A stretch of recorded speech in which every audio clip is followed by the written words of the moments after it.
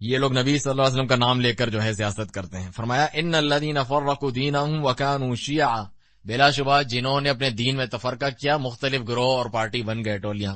لست منہم فی شیء، اللہ تعالیٰ اپنے نبی کو فرماتا ہے ان لوگوں سے کوئی آپ کا تعلق نہیں. اور یہ کہتے ہیں بڑی اچھی چیزیں، جماعتیں بناؤ اپنی اپنی. ان کے جماعت جمعیت کے ایک بڑے حضرت نے کچھ سالوں پہلے اپنی کانفرنس میں کیا کہا، ہماری جو یہ جمعیت ہے، جمعیت اہل حدیث، یہ کوئی جماعت الگ سے تفرقہ نہیں ہے، یہ رسول اللہ صلی اللہ علیہ وسلم کی جماعت کا کنٹینیوشن ہے، تسلسل ہے، وہاں سے چلا آ رہا ہے.